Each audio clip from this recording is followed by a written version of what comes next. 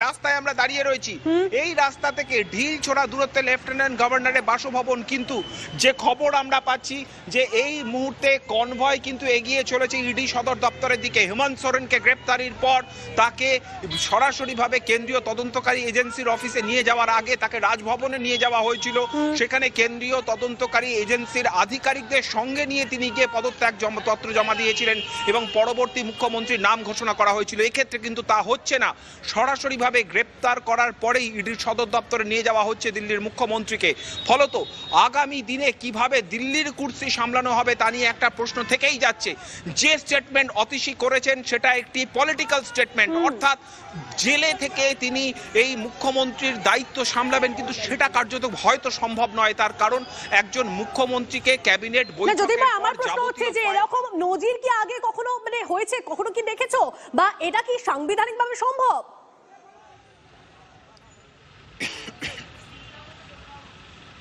দেখো, আমি সেই কথাটাই জানাচ্ছি।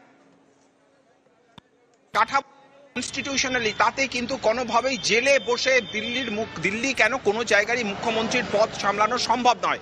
তার কারণ যাবতীয় কাজ সেক্ষেত্রে আটকে যাবে। তার সঙ্গে অন্য মন্ত্রীদের দেখা করতে হবে, তাকে ফাইলে সই করতে হবে, তাকে তার চিফ সেক্রেটারির সঙ্গে বৈঠক করতে হবে। ফলত সেই কাজ কিন্তু জেলে বসে কখনোই করা সম্ভব না। আর যদি এই পথে আম আদমি পার্টি এগোয় তাহলে কিন্তু সমস্ত কনস্টিটিউশনাল যে স্ট্রাকচার, অর্থাৎ শুধু মুখ্যমন্ত্রী নয়, সরকারের কাজকর্মের যাবতীয় দিক কিন্তু আটকে যাবে। আর ঠিক এই জায়গাতেই পদক্ষেপ করতে পারে দিল্লির লেফটেন্যান্ট গভর্নর, অর্থাৎ তিনি রাষ্ট্রপতি শাসনের সুপারিশ সেক্ষেত্রে করতে পারেন যদি সমস্ত কাজকর্মের বাস্তবায়ন মুখ্যমন্ত্রীর অনুপস্থিতিতে আটকে যায়। আমরা ঠিক ঝাড়খণ্ডের ক্ষেত্রেও একই সমস্যা আমরা দেখেছিলাম। সেই কারণেই কিন্তু হেমন্ত সোরেন তিনি গ্রেপ্তার হওয়ার পরে হেফাজতে যাওয়ার আগে তিনি প্রথম যে কাজটি করেছিলেন তিনি নিজের পদত্যাগপত্র জমা দিয়ে দিয়েছিলেন, কিন্তু দিল্লির মুখ্যমন্ত্রী সে কাজ করলেন না।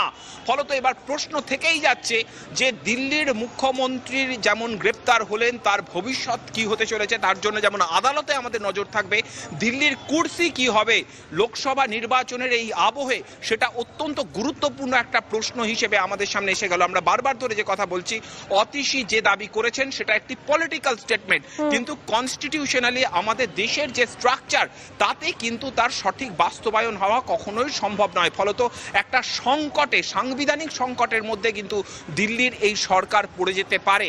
ফলত পরবর্তী পদক্ষেপ কি হয়, লেফটেন্যান্ট গভর্নরের কাছ থেকে আগামীকাল সকালে কি স্টেটমেন্ট আসে সেদিকে আমাদের যাবতীয় নজর থাকবে। এবং যে খবর আমরা পাচ্ছি যে শুধুমাত্র এই জায়গা নয়, যেখানে এই মুহূর্তে বিজেপির সদর দপ্তর, ঠিক তার থেকে ঢিল ছড়া দূরত্বে আম আদমি পার্টি সদর দপ্তর, অর্থাৎ সেই রাস্তার নাম দীনদয়াল উপাধ্যায় মার্গ, সেই রাস্তাতেও বিরাট পুলিশ বাহিনী সেই রাস্তা দখল নিয়েছে যাতে আম আদমি পার্টির নেতা কর্মীদের বিক্ষোভ কোনোভাবেই বিজেপি সদর দপ্তরে আঁচড়ে পড়তে না পারে।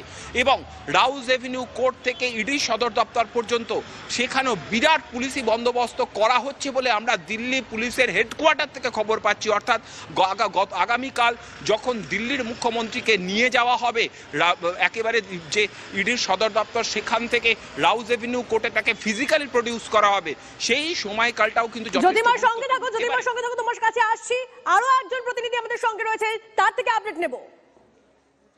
न्यू दिल्ली डीसीपी खुद मौजूद है, इसके अलावा एडिशनल सीपी मौजूद है नई दिल्ली जिले के, साथ ही अंदर ईडी के जो इससे जुड़े हुए हैं वो पूरी तैयारी कर चुके हैं अरविंद केजरीवाल से पूछताछ की। सबसे पहले इसी ईडी हेडक्वार्टर के अंदर अरविंद केजरीवाल को लाने के बाद उनका मेडिकल टेस्ट होगा। मेडिकल टेस्ट यहां पर बकायदा आरएमएल अस्पताल के जो डॉक्टर्स हैं उनकी टीम ईडी हेडक्वार्टर पहुंचेगी, यहां पर उनका मेडिकल टेस्ट होगा और उसके बाद उनसे फौरी तौर पर पूछताछ शुरू होगी। उनसे एक्साइज घोटाले को लेकर जो तमाम सवाल हैं जो उनके आवास पर उनसे किए गए, जिनका स्पष्ट जवाब नहीं मिला, वो तमाम सवाल दोबारा से उनसे यहां पूछे जाएंगे। बकायदा रिटर्न स्टेटमेंट उनका लिया जाएगा। उन सवालों को ना सिर्फ लिखित बल्कि उनकी वीडियोग्राफी भी यहां पर की जाएगी, जो हमारे सोर्सेज इस वक्त हमें बता रहे हैं। और पूरी रात इसी ईडी हेडक्वार्टर के अंदर अरविंद केजरीवाल को अपनी बितानी पड़ेगी।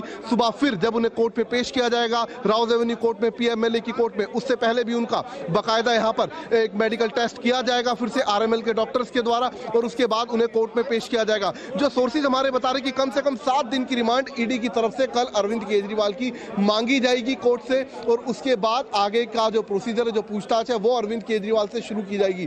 हालांकि ईडी के जो अधिकारी है इससे आगे के बारे में सोच चुके हैं। एक तरीके से जो पूरी रणनीति है वो बना ली गई है कि जो इस केस के आरोपी हैं, बाकी जो इस वक्त या तो जेल के अंदर बंद है या फिर जमानत पर है, उन सभी केस आमने सामने बिठाकर अरविंद केजरीवाल से पूछताछ की जाएगी। उनमें से बताया जा रहा है कि सी अरविंद है, समीर महिंद्रू है, इसके अलावा के कविता है। तो ऐसे केस से जुड़े जो आरोपी हैं उन सबसे अरविंद केजरीवाल जो कि दिल्ली के मुख्यमंत्री हैं,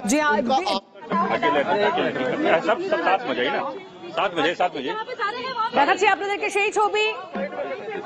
যে কোনো মুহূর্তে ইডি সদর দপ্তরে পৌঁছতে চলেছে এই বিশাল কনভয়, অর্থাৎ অরবিন্দ কেজরিওয়াল আর কিছুক্ষণের মধ্যেই পৌঁছতে চলেছেন, তাকে নিয়ে সেই কনভয় পৌঁছতে চলেছে ইডির সদর দপ্তরে। আর সমস্ত মুহূর্তের সমস্ত আপডেট আমরা দিচ্ছি টিভি9 বাংলা আপনাদের কাছে পৌঁছে দিচ্ছে। রাজনৈতিক চক্রান্তের অভিযোগে সরব আপ।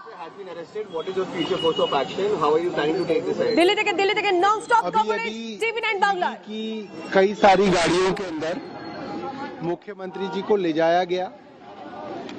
सीधी मंशा ईडी की मुख्यमंत्री जी को अरेस्ट करने की ही थी। कोई पूछताछ नहीं थी, कोई प्रश्न नहीं था। सब कोर्ट के अंदर नाटक किया जा रहा था।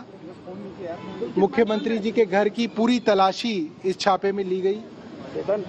सिर्फ 70,000 रुपए नकद मिले जो कि ईडी वापस लौटा के चली गई।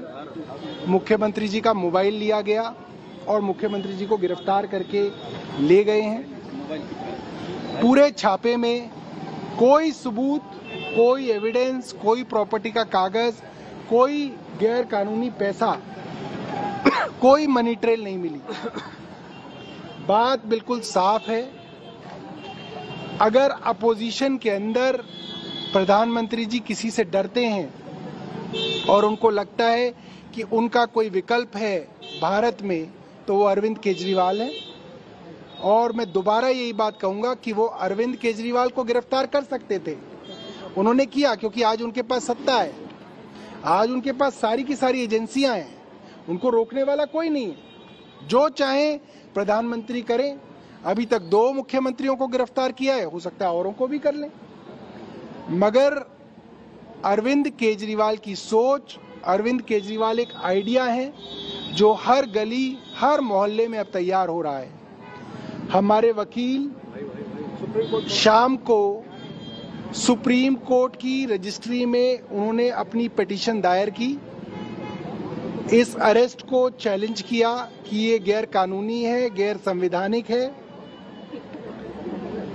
कोर्ट की रजिस्ट्री ने कहा कि उन्होंने सुप्रीम कोर्ट के मुख्य न्यायाधीश को ये मैसेज दे दिया है, मगर कोई जवाब नहीं मिला। तो हमारे वकील सुप्रीम कोर्ट के रजिस्ट्रार साहब से मिलने गए हैं, उनसे बातचीत करेंगे। और हमारा सुप्रीम कोर्ट से करबद्ध निवेदन है, हाथ जोड़ के निवेदन है कि सुप्रीम कोर्ट रात को ही मुख्यमंत्री जी की जो याचिका हमने दायर की है उसको सुने और दिल्ली को, देश को और हमें न्याय दें।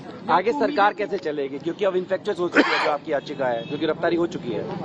2 पिटीशन थे, ये गलत खबर चलाई जा रही है कि इन्फेक्चुअस हो गई है। नहीं, हमारी 2 अलग अलग प्रेयर थी कि मुख्यमंत्री जी की गिरफ्तारी इमिनेंट है, होने वाली है, लिहाजा उसको रोका जाए। और यदि इस दौरान गिरफ्तारी हो जाती है तो उस गिरफ्तारी के ऊपर भी कोर्ट रोक लगाए, तो वो इन्फेक्चुअस नहीं है। दूसरी बात, सरकार, हम लोगों ने सारे विधायकों से सलाह की, सारे काउंसलर से सलाह की, दिल्ली के एक वार्ड के अंदर हमने सभा की। सबका कहना था कि अरविंद केजरीवाल जी का मैंडेट है, दिल्ली की जनता चाहती है अरविंद केजरीवाल सरकार चलाएं, तो अरविंद केजरीवाल ही सरकार चलाएंगे। जेल के अंदर से भी अरविंद केजरीवाल जी हमारे मुख्यमंत्री हैं, दिल्ली के नेता हैं। कानूनन मुमकिन है सर, कॉन्स्टिट्यूशन से अलाउ है सर? मैनुअल के काफी नियम है जिसमें ये पॉसिबल है। मीटिंग कैसे करेंगे आप, कैबिनेट कैसे करेंगे? कैसे कर पाएंगे आप लोग? कैबिनेट के प्रपोजल्स तो सर्कुलेशन से ही कई महीनों से चल रहे हैं। मुझे याद है सहारा परिवार के जो मालिक थे उनको बाकायदा कोर्ट ने कमरा दिया था, कंप्यूटर दिया था, सारे रिसोर्सेज दिए थे ताकि उनके ऊपर जो भी जिम्मेदारियां हैं वो जिम्मेदारियां वो पूरी करें। और ये सुप्रीम कोर्ट का फैसला था। तो फैसले बहुत हैं, हाँ, ये जरूर है कि केंद्र सरकार के पेट में दर्द है कि अरविंद केजरीवाल सरकार ना चला सकें। वो पेट का दर्द हम समझ सकते हैं। कोर्ट के सामने आप ये बात करेंगे, कोर्ट के सामने क्या सरकार चला सके, कोर्ट के सामने रखेंगे, कोई बाधा ना है उसमें। देखिए, जो भी हमारे